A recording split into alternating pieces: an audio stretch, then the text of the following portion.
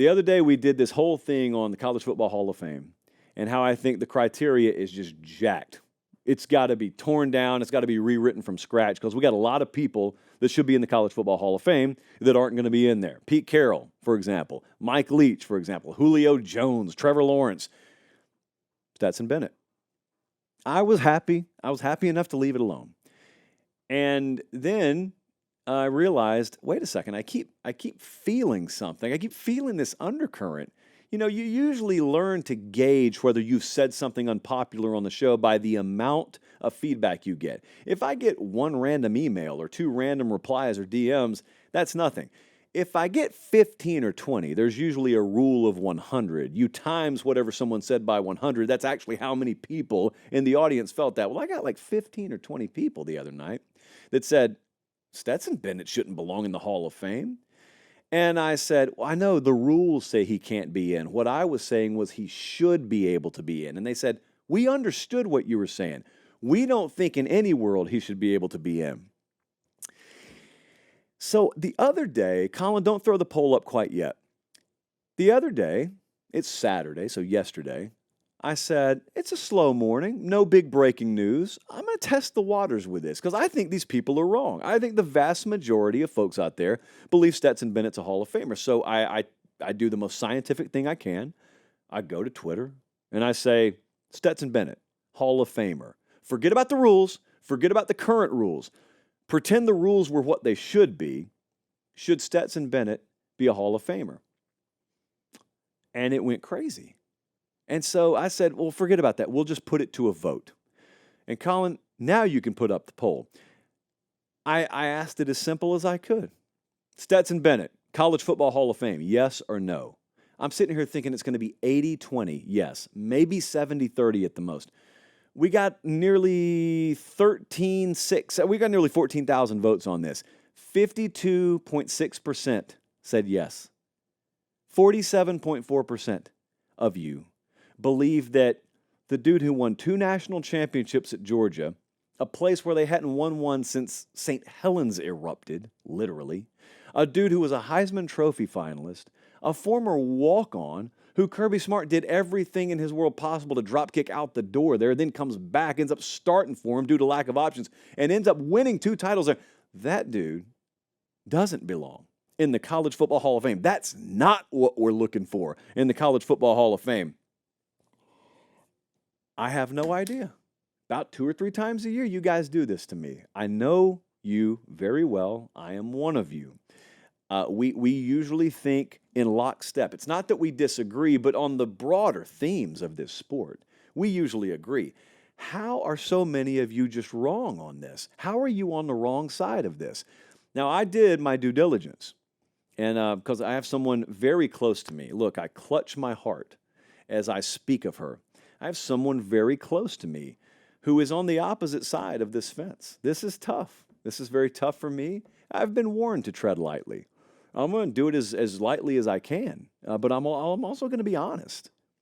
Stetson Bennett belongs in the College Football Hall of Fame. Are you people high? Again, lightly. Are you people high? So let's just state it for the record.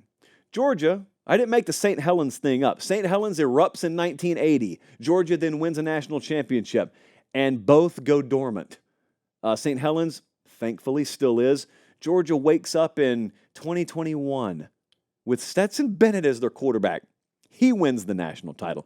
2022, run it back. Stetson Bennett plays one of the greatest games that I've ever seen in person against Ohio State, and then there's an afterthought of a title game against TCU. Wins it again. He's holding title trophies in each hand. They invite him to New York City. They do this thing called the Heisman there every December, and he's a finalist. He does things for a storied program that haven't been done in generations, does everything, checks every box. On top of that, delivers one of the greatest stories in this sport.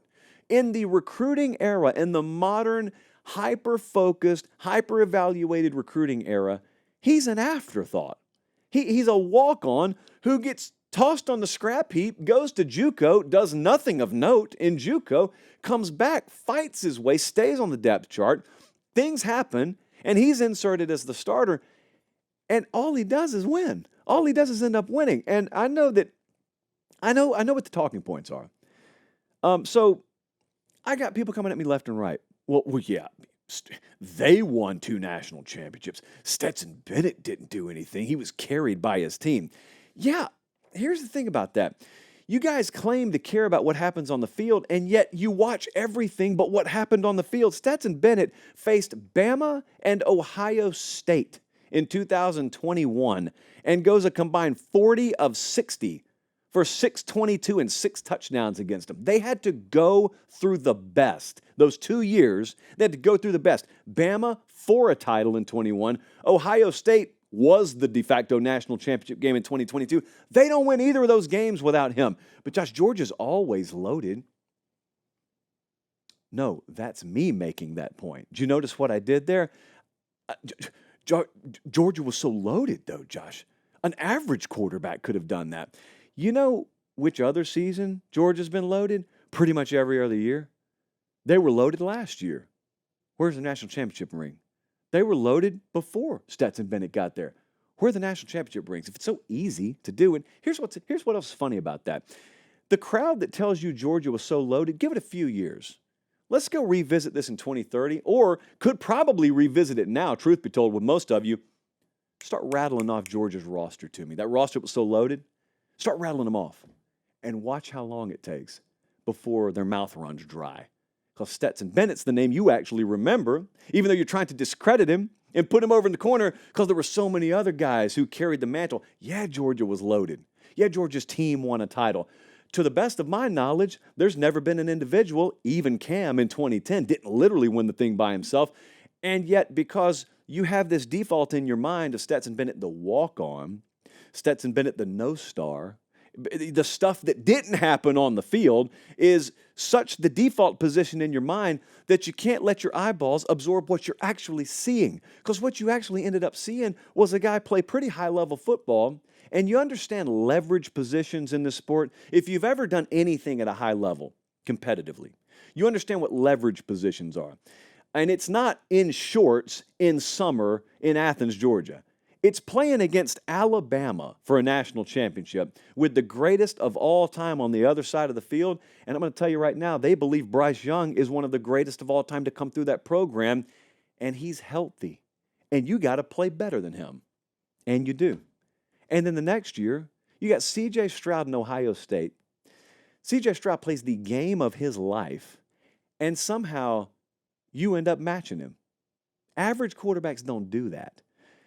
Average quarterbacks end up being a footnote in history. Average quarterbacks end up being the reason that Georgia had a pretty good year there, but then they ran into a brick wall named Alabama or Ohio State. Well, that's not what Stetson Bennett let Georgia do, because he actually played his best at the highest leverage moments. That's special, and it's intangible. It's not baked into a star ranking because you can never know that's coming. Now, you could watch guys come through in the clutch in high school. You could do that, but a lot of them do. Because a lot of them are that much better physically than their opponents. Stetson Bennett wasn't better physically. That's the whole point. Well, Josh, he was a walk-on. Kirby didn't even want to start him. That proves my point. No. It proves my point.